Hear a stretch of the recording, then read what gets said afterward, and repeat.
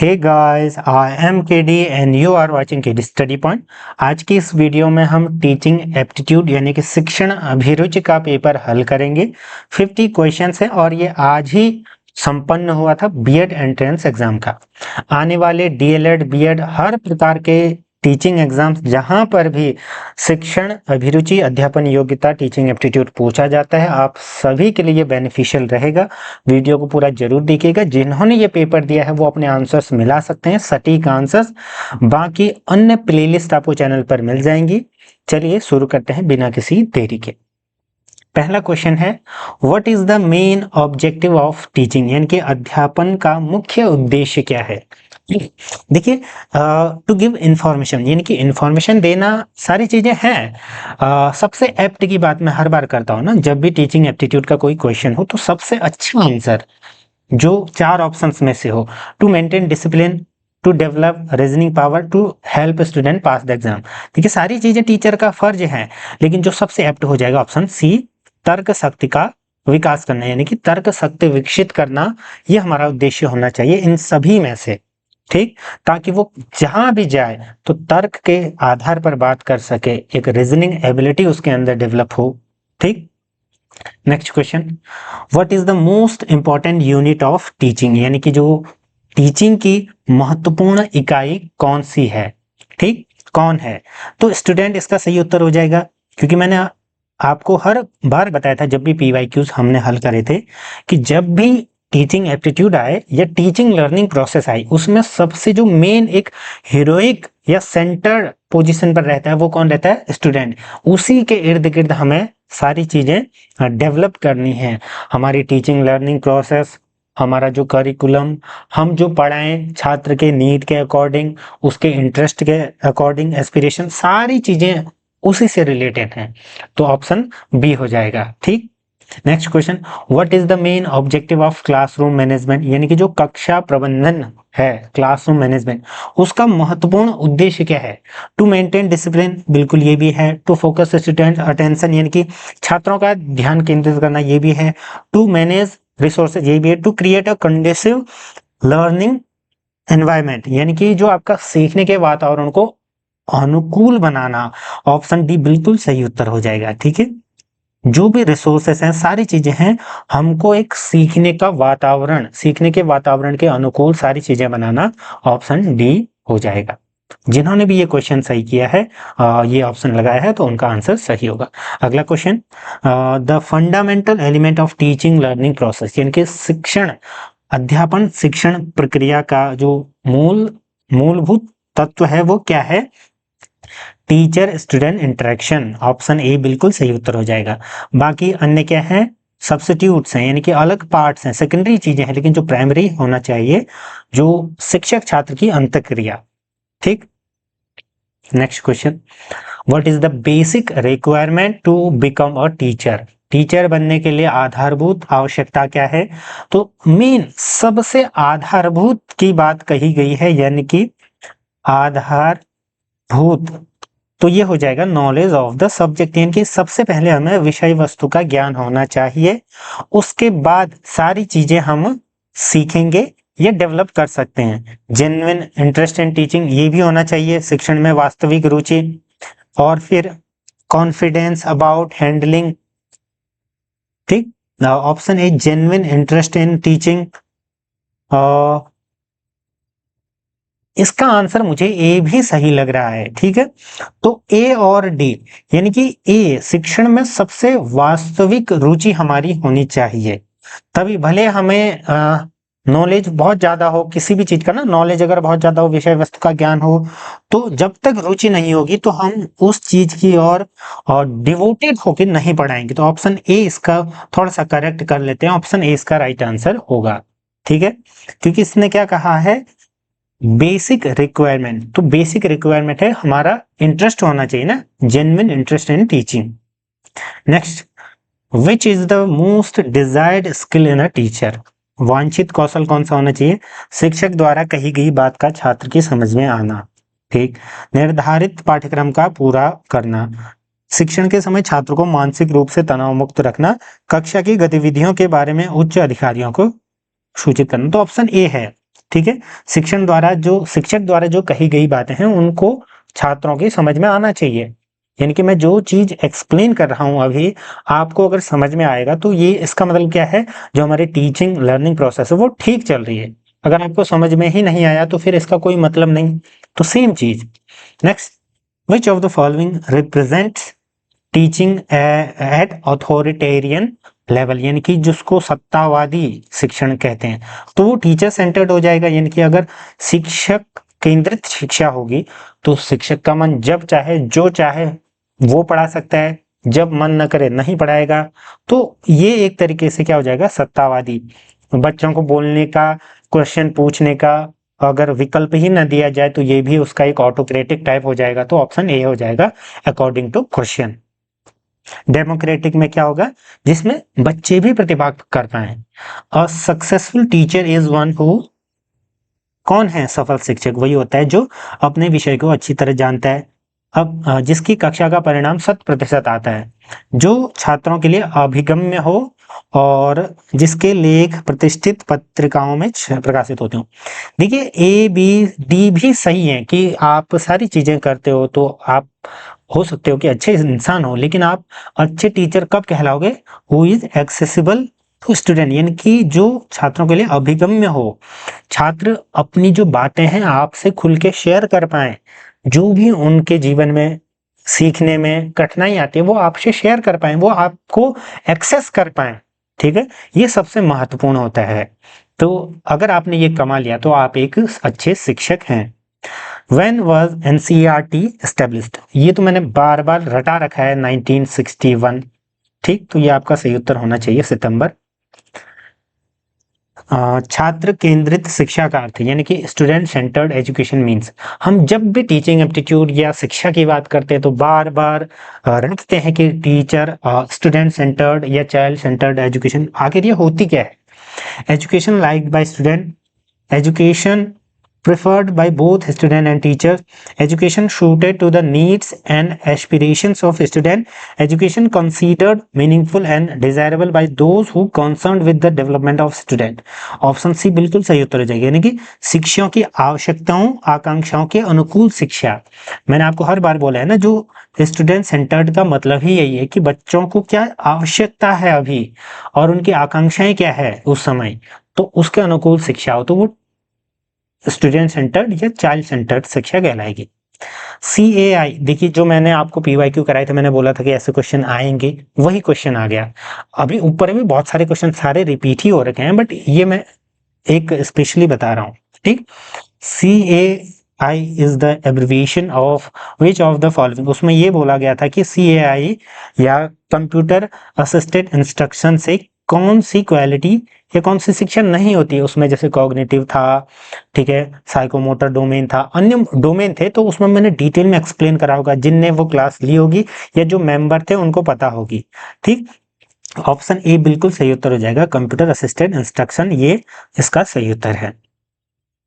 The aim of classroom discipline, classroom discipline का मतलब क्या है, सोशल कॉन्फॉर्मिटी यानी कि समान रूपता, स्वनिर्देशन, व्यक्तिगत एवं सामाजिक समायोजन, तो ऑप्शन सी हो जाएगा।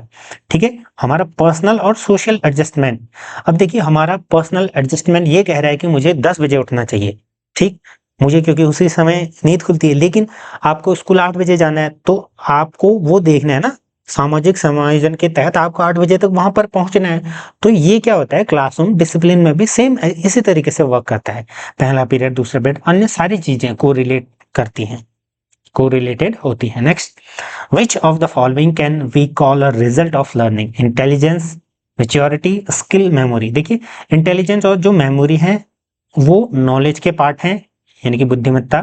ठीक, लर्निंग के अंत में हम लर्निंग को कैसे डिफाइन करते हैं कि डिजायरेबल या फिर जो व्यवहार में चेंज आता है हमारी टीचिंग लर्निंग प्रोसेस के बाद, उसको कहते हैं। तो देखिए मैच्योरिटी भी बाय प्रोडक्ट है लर्निंग का, लेकिन जो डायरेक्ट रिलेशन है वो स्किल से होना चाहिए। क्यों, जैसे हम किसी चीज को सीखते हैं लर्निंग, तो स्किल हम सीखते हैं, स्किल सेट कौशल हमारे अंदर आता है, उसके बाद सारी चीजें जब हम सीखते हैं तो उसी के बाय प्रोडक्ट के रूप में परिपक्वता, सारी चीजें रिलेटेड होती है। तो मुझे इसका उत्तर सी लग रहा है, फाइनल आंसर की में हम उसको क्रॉस चेक करेंगे। Next question, which of the following educational institutions teaches practical knowledge of language. तो लैंग्वेज के लिए आपका ऑप्शन बी, जहां पर हम लैंग्वेज को ही डिस्कस करते हैं जनरली। ठीक, suppose a student asks a question to the teacher in the class for which the teacher does not have a correct answer, then what should the teacher do in such a situation. यानी कि आपसे कोई question बच्चे ने पूछा, आपको वो correct answer नहीं आ रहा, तो आप क्या कहोगे? Any answer should be given just to satisfy, कुछ भी बोल दो। ठीक, तो ये गलत हो जाएगा बिल्कुल। Tell the student not to ask too many questions, irrelevant. तो इररिलेवेंट ये तो गलत हो जाएगा। हम तो प्रेरित करते हैं ना बच्चों को कि आप ज्यादा से ज्यादा क्वेश्चन पूछिए। Tell the student that the correct answer will be given later. ठीक है, आपको सच्चाई बतानी है, आपको कहना है कि इसको मैं डिटेल में बाद में बताऊंगा। ठीक, ऑप्शन सी सही उत्तर हो जाएगा। डी भी थोड़ा सा ठीक है, लेकिन मान लीजिए वो क्वेश्चन ही टफ हो, उसको नहीं आ रहा है, तो हम ये कह सकते हैं कि आप थोड़ी देर सोचिए, उसके बाद मैं बताऊंगा। बट एप्ट की बात कर रहे हैं तो ऑप्शन सी होगा। Next, as a teacher what will you do if students are not attending the class. यानी कि एक शिक्षक के रूप में आप क्या करोगे यदि छात्र कक्षा में उपस्थित नहीं रहते हो? तो अनुपस्थिति के लिए दोष देना छात्रों को गलत, शांतिपूर्ण ढंग से छात्रों के वर्तमान रवैये पर विचार करना, शिक्षण के किसी रुचिकर तकनीकी का प्रयोग करना। आप क्या करोगे? Use some interesting technique. आप शिक्षण जो अधिगम प्रक्रिया है, तकनीक को बढ़ाओगे ताकि उन बच्चों को भी लगे कि आज तो मैं कक्षा पढ़ के ही जाऊंगा या पढ़ूंगा। ठीक, रुचिकर बनाइए। एक छात्र कक्षा में प्राय देरी से आता है, एक शिक्षक के रूप में आप क्या करोगे? तो आप छात्र के माता पिता व प्राचार्य को सूचित करोगे, गलत। उदाहरण स्थापित करने के लिए उस छात्र को प्रताड़ित करेंगे, देरी से आने के कारण का पता लगाएंगे। बिल्कुल, आप देरी से क्यों आए पता लगाओगे और उसका सॉल्यूशन, उसको काउंसलिंग करोगे ना उसकी। Option C. देखिए, अगर आप जुड़ना चाहते हैं चैनल से तो जुड़ें, मेंबरशिप प्रोग्राम देख सकते हैं। आपकी डीएलएड की क्लासेस जल्द ही स्टार्ट होंगी। मैं उसका कोर्स टाइप भी एक लॉन्च करने की सोच रहा हूं, लेकिन वो तब होगा जब आप रेस्पॉन्ड करोगे या रेस्पॉन्स आपका मिलेगा, उसके हिसाब से मैं इसको डिसाइड करूंगा। चैनल से जुड़े रहें। अन्य प्लेलिस्ट आप चेक कर सकते हैं, अन्य आंसर कीज देख सकते हैं। नेक्स्ट क्वेश्चन, जब नियमित रूप से बहुत सारे छात्र परीक्षा में विफल हो रहे हो, ठीक है, होते हैं, तो ये समझा जाना चाहिए कि द टीचर्स हैव फेल, यानी कि टीचर्स फेल, विफल हो गए हैं, ये समझा जाना चाहिए। क्योंकि अब ज्यादातर बच्चे अगर फेल हो रहे हैं, इसका मतलब है कि टीचिंग में कुछ गड़बड़ है। ठीक, शिक्षा के पाठ्यक्रम को क्रियान्वित की जिम्मेदारी पूर्ण रूप से है। यानी कि जो टीचर एजुकेशन इज डायरेक्टली, कौन सी बॉडी इसको इम्प्लीमेंट करने के लिए रेस्पॉन्सिबल है? मैंने आपको बार बार बताया है, NCTE, national council for teacher education. ठीक है, और इसकी जो तिथि भी है वो भी मैंने बार बार बताई है, 1995। 1993 एक्ट था और बना ये क्रियान्वयन स्टैट्यूटरी बॉडी के रूप में 1995 था। ठीक है, ये बार बार बोला, ये तो सब PYQs हैं और मैंने क्लासेस में भी बार बार इसको शायद मैंने 4-5 से ज्यादा बार या 8-10 पेपरों में डिस्कस किया होगा। The main centre of education in the वैदिक पीरियड वॉज। आप अपने जो अनुमानित मार्क्स हैं उनको भी कमेंट सेक्शन में बता सकते हैं ताकि मैं एनालाइज कर पाऊँ कट ऑफ को। वैदिक काल में शिक्षा का प्रमुख केंद्र था। देखिए, इस क्वेश्चन में थोड़ा सा डाउट आप सभी लोगों ने, मुझे लगता है कि ज्यादातर ने तक्षशिला करा होगा, लेकिन जो वैदिक पीरियड की बात कहा है इसमें, वैदिक काल यानी कि जहां से 600 BC, तो यहां पर आपका क्या होना चाहिए था? काशी। वैदिक काल में काशी को माना गया था। ठीक है, वहां पर गुरुकुल शिक्षा होती थी ना, गुरुकुल शिक्षा। तो इस बात को ध्यान में रखना। बाद में तक्षशिला ये हायर एजुकेशन के लिए काफी फेमस थे, हम सभी जानते हैं, बौद्ध धर्म की लेटर। ठीक है, फिर Gupta period. Next, teacher education programmes are controlled by, वही चीज NCT द्वारा तो कंट्रोल किए जाते हैं, जैसे B.Ed हो गया, M.Ed हो गया, अन्य जो भी है ना। ठीक, wastage and obstruction are problems related to which type of education. देखिए, ये काफी इंपॉर्टेंट है। एक हैटॉग आयोग आपने सुना होगा अगर 1929 का, आई थिंक।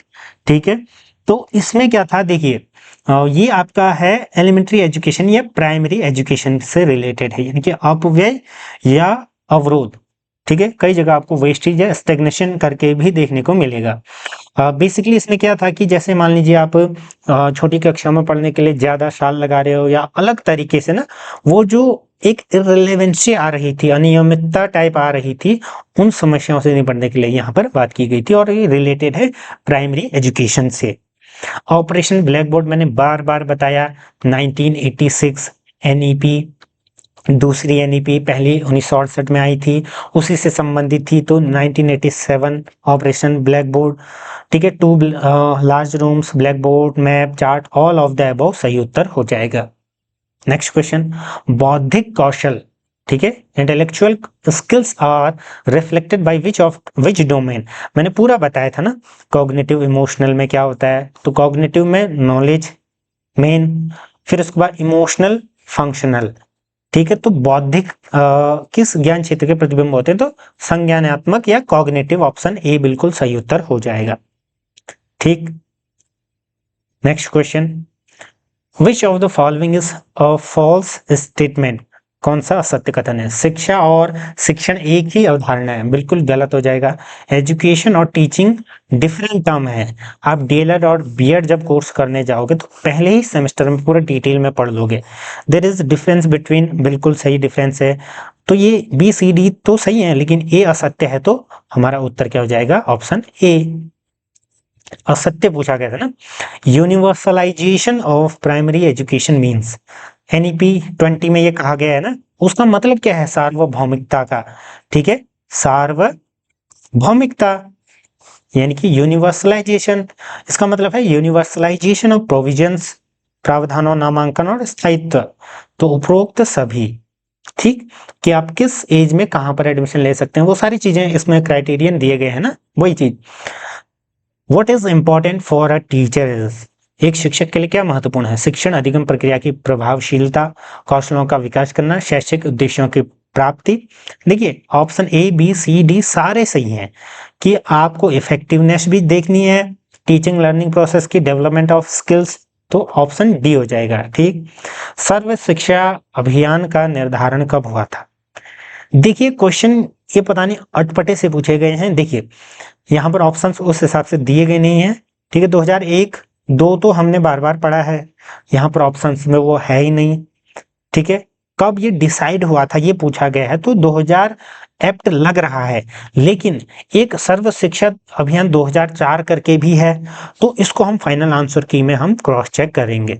ठीक है, या तो ये डिलीट होगा या फिर उस हिसाब से देखेंगे कि 2004 वाले के अकॉर्डिंग ये सही जाता है या 2000 के अकॉर्डिंग।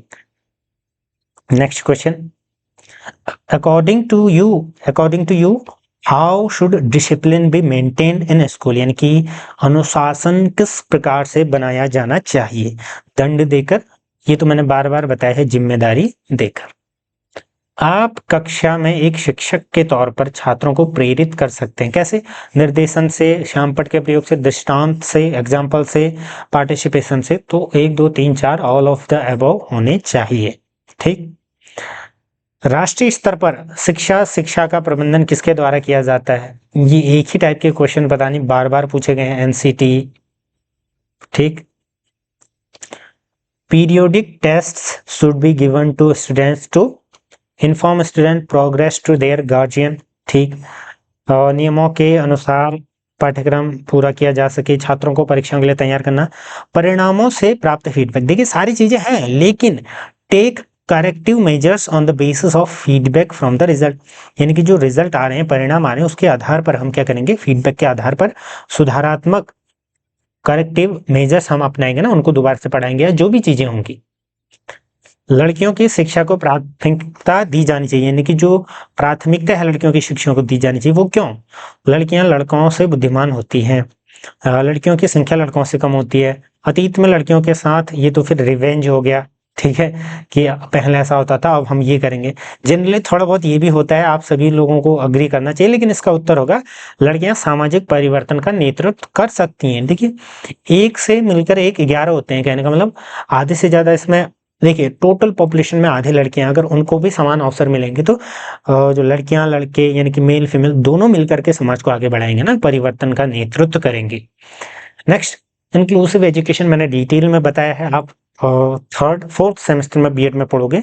ठीक है, ये शिक्षा एक ऐसी शिक्षा है जिसमें आप ये नहीं देखते हो कि वो किस लिंग का है, किस जाति का है, कौन सी डिसेबिलिटी है, या क्या चीज, क्या क्या भिन्नताएं हैं, सीखने की क्या क्या भिन्नताएं हैं, इन सभी से परे होकर के सबको एक साथ जो है आपको एजुकेशन दी जाए समान तरीके की।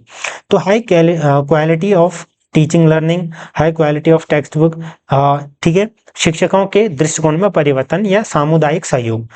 तो इसकी सफलता किस चीज पर निर्भर करेगी? शिक्षकों के दृष्टिकोण में परिवर्तन, ऑप्शन डी हो जाएगा। ठीक, कि वो किस तरीके से इस चीज को रेप्लिकेट करते हैं। ठीक है, कक्षा में पढ़ाते समय वो क्या फील करवाते हैं। मान लीजिए कोई डिसेबल है तो उसमें और एक ठीक ठाक या जो डिफरेंटली एबल्ड बच्चा है उनमें किस प्रकार से गुणों को वो भरते हैं, किस प्रकार से वो ट्रीट करते हैं दोनों को। अगर उनका दृष्टिकोण सही हो गया सबके प्रति तो फिर ये धीरे धीरे फिर समाज का सबका हो जाएगा, फिर बच्चों का। ठीक, स्कूल शिक्षा, स्कूली शिक्षा का मुख्य उद्देश्य क्या होना चाहिए? हाई पास परसेंटेज, उच्च उत्तीर्ण प्रतिशत, समय पर पाठ्यक्रम पूरा करना, ये सारी चीजें हैं। लेकिन छात्रों में दक्षताओं का अर्जन, ठीक है, दक्षता यानी कि एक्विजिशन ऑफ कॉम्पिटेंसीज, यानी कि किसी एक चीज में आप दक्ष हो। मान लीजिए कोई एक आप कोर्स सीख रहे हो, उसमें आप दक्ष हो गए तो ये आपका उद्देश्य होता है ना, ताकि फिर उसके बाद आप उसमें जीविकोपार्जन भी कर पाए, सारी चीजें आप अच्छे से सीख पाए, सिखा पाए। ठीक, किसी छात्र की अनुशासनहीनता से निपटने में निम्नलिखित में से किस दृष्टिकोण को कम से कम, ये तो सेम वही डिट्टो क्वेश्चन आ गया, प्रतिशोधात्मक कम करना चाहिए, मैंने बोला था ना। बाकी आप एग्जाम्पल दे सकते हो, रिफॉर्मेटिव निवारण कर सकते हो। ठीक, तो ऑप्शन ए इसका बिल्कुल सही उत्तर हो जाएगा। नेक्स्ट क्वेश्चन की ओर बढ़ते हैं। प्राइवेटली मैनेज्ड स्कूल्स आर, यानी कि जो प्राइवेटली मैनेज्ड स्कूल्स हैं, जनरली प्रेफर्ड बाय पीपल। आपने देखा होगा सबको नौकरी क्या चाहिए? सरकारी, हमका चाहिए सरकारी नौकरी, लेकिन हम अपने बच्चों को ससुरा हम अपने बच्चों को कहाँ पढ़ाएंगे? प्राइवेट में। ऐसा क्यों? They are English medium school, ऐसा जरूरी नहीं है। They ensure quality through proper monitoring, option B सही हो जाएगा, क्योंकि वहां पर प्रॉपर मॉनिटरिंग होती है ना, सिस्टम सबसे अच्छा है वहां पर। आप अगर अच्छे से काम नहीं करोगे तो आपकी जगह कोई और बाहर खड़ा है, उसको रख लेंगे। ठीक, बेहतर योग्य शिक्षक, देखिए सबसे बेहतर शिक्षक तो किनके पास होते? क्रीम, क्रीम कहाँ चले जाती है? गवर्नमेंट टीचर्स में, क्योंकि वहां पर एंट्रेंस सब है ना। सरकारी नौकरी किसको नहीं चाहिए? तो ये ऑप्शन और गलत हो जाएंगे, ऑप्शन बी सही उत्तर हो जाएगा। ठीक, नेक्स्ट, एक शिक्षक को अधिगम के सिद्धांतों से अच्छी तरह परिचित होना चाहिए। क्यों? क्योंकि इससे शिक्षक को शिक्षार्थी के व्यक्तित्व को जानने में मदद मिलेगी। It helps the teacher to understand the attitude and interest of the learner, option B सही उत्तर हो जाएगा। यानी कि शिक्षक को शिक्षार्थी के दृष्टिकोण और रुचि को समझने में क्या होना चाहिए? It helps the teacher to understand the attitude and interest of the learner. ठीक है, ऑप्शन बी इसका सही उत्तर हो जाएगा। उसके आधार पर हम क्या करेंगे? पढ़ाई करेंगे ना। It helps a teacher to know the need of a learner, it helps teacher to know the personality of the learner. ठीक, a teacher should well versed with theories, तो ऑप्शन बी इसका एप्ट होना चाहिए। ठीक, next question, continuous assessment primarily supports only terminal achievement, support during learning, option B इसका right answer हो जाएगा। यानी कि जब हम सीख रहे होते हैं ना, सतत मूल्यांकन का मतलब साल भर चलने वाला मूल्यांकन, लगातार। सतत मतलब क्या होता है? लगातार। अगर कोई चीज लगातार चल रही तो हम चेक करते जाएंगे ना कहाँ पर कमी आ रही है। छोटे छोटे यूनिट टेस्ट हो रहे हैं, फॉर्मेटिव असेसमेंट हो रहे हैं, जहां पर गलती आ रही है हम वहीं पर पकड़ लेंगे।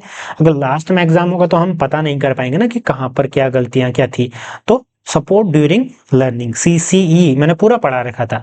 The most appropriate purpose of teaching learning materials. जो भी डीएलएड की तैयारी करना चाहते हैं, अभी आप मेंबरशिप के थ्रू जुड़ सकते हैं और मुझसे राय ले सकते हैं। उसके आधार पर हम क्लासेस वगैरह करवाएंगे। ठीक है, आप एक बार चेक कर सकते हैं ज्वाइन में। शिक्षण अधिगम सामग्री का सबसे उपयुक्त उद्देश्य है क्या? शिक्षण का समय लगाना, अनुभवों को समृद्ध करना, अवधारणाओं को समझा स्पष्ट करना, ठीक है। To enrich experiences and clarify concepts, कक्षाओं को सजाना, केवल अंक बढ़ाना। तो ऑप्शन बी हो जाएगा ना, अनुभवों को समृद्ध करना, अनुभव हम ज्यादा ले पाएंगे ना, और फिर अवधारणाएं जो क्लैरिटी है, क्लैरिफाई कॉन्सेप्ट, कॉन्सेप्ट को स्पष्ट करवाना। नेक्स्ट, कौन एनसीईआरटी प्लेटफॉर्म मुफ्त ये थोड़ा सा फैक्चुअल क्वेश्चन था लेकिन ये इजी था, मैंने आपको बताया था। एनसीईआरटी प्लेटफॉर्म कौन सा एनसीईआरटी प्लेटफॉर्म मुफ्त ऑडियो वीडियो और अन्य शैक्षिक सामग्री डिजिटल रूप से जो है आपका प्रदान करता है, ये यहाँ पर पूछा गया है, ठीक है। तो ये हो जाएगा आपका ई पाठशाला, ऑप्शन सी बिल्कुल राइट आंसर, ठीक। आप अगर ई पाठशाला अगर आपने देखी होगी तो इसके नीचे जाना तो वहां पर आपको एनसीईआरटी का एक साइट करके भी आपको दिखाई देगा, ठीक। The core principle of inclusive education, वही एक्सेस, पार्टिसिपेशन एंड अचीवमेंट, मैंने आपको बताया ना, रिस्पेक्टिव ऑफ रेस, जेंडर, ठीक है, रिलीजन, इन सभी, या फिर learning ability, pace of learning, इन सभी डिसेबिलिटीज को ध्यान में न रखते हुए सबको समान अवसर, भागीदारी, पहुंच उपलब्ध करवाना इंक्लूसिव एजुकेशन का मोटो है। शिक्षा मंत्रालय के अंतर्गत एनसीईआरटी द्वारा संचालित 36 भारतीय भाषाओं में, तो ये आपका हो जाएगा क्या, दीक्षा, ऑप्शन सी, ठीक। नेक्स्ट क्वेश्चन, नई शिक्षा नीति, ये थोड़ा सा ऊपर के दो क्वेश्चन हल्के से कह सकता हूँ बट ये भी इजी थे। मैं आपको बार बार बोलता हूँ कि आप वेबसाइट वगैरह चेक करते रहें। एनईपी 20 करंट 10+2, ये तो बहुत इजी था। 5+3+3+4, 5 3 3 4।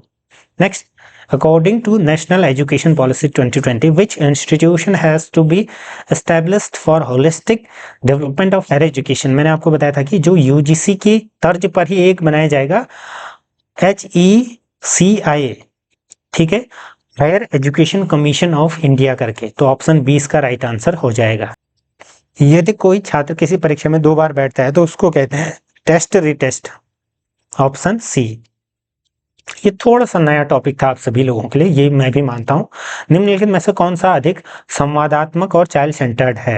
Workshop, meeting. वर्कशॉप में क्या होता है कि आगे आकर के किसी एक स्पेसिफिक टॉपिक पर लोग बोलते हैं, आप भी पार्टिसिपेट करते हो practically. Meeting, lecture, group discussion इसका सही उत्तर हो जाएगा, क्योंकि वहां पर आपका जितना प्रभाव सामने वाले का होता है उतना ही आपका भी होता है ना, आप समूह में चर्चा करते हो।